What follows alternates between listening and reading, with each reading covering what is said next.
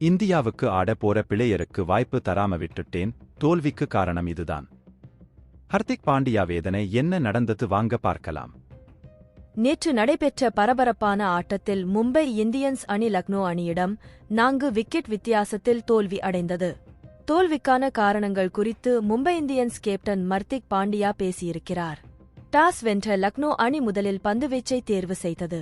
Mumbai Indians அணிக்கு நட்சத்திர batsman யாருமே ரன்கள் சேர்க்கவில்லை.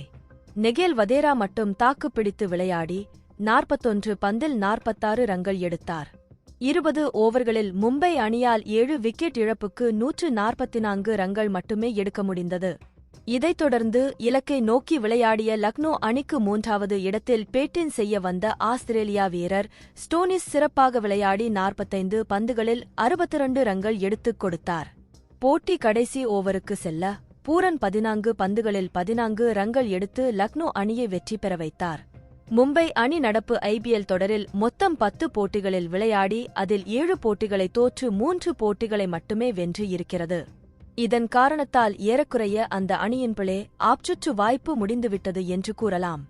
மும்பை அணியின் கேப்டன் மாற்றம் அந்த அணியை மிகப்பெரிய அளவில் பாதித்திருப்பது உண்மை. தோல்விக்கு பின் பேசிய மும்பை அணியின் கேப்டன் ஹர்திக் பாண்டியா கூறும் பொழுது, பவர் பிளேவில் நாங்கள் ஆரம்ப விக்கெட்டுகளை இழந்தது எங்களை பாதித்தது. இதிலிருந்து மீள்வது கடினம். நாங்கள் சரியான இடத்தில் சரியாக செயல்படவில்லை. விக்கெட் நன்றாகத்தான் இருந்தது. பந்தை பார்த்து அடிக்க நாங்க மிஸ் பண்ணிட்டோம். களத்தில் சில நேரம் தாழ்வாகவும் எழுச்சியாகவும் இருக்கும். போராடுவது மட்டுமே எனது நம்பிக்கையாக இருக்கும். இப்பொழுது கடினமாக இருக்கிறது.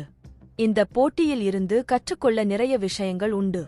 வதேரா ராஜஸ்தானுக்கு எதிராகவும் மற்றும் இன்றும் பேட்டிங் செய்த விதம் மிகவும் அருமையாக இருக்கிறது.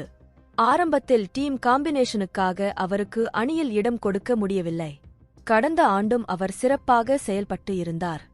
அவரது திறமையை பார்த்தால் மும்பைக்காகவும் இந்திய அணிக்காகவும் நீண்ட காலம் விளையாடுபவர் போல தெரிகிறது என்று கூறியிருக்கிறார். கிரிக்கெட் செய்திகளை உடனுக்குடன் அறிந்து கொள்ள நியூஸ் கிரிக் சேனலை சப்ஸ்கிரைப் செய்து பாருங்கள்.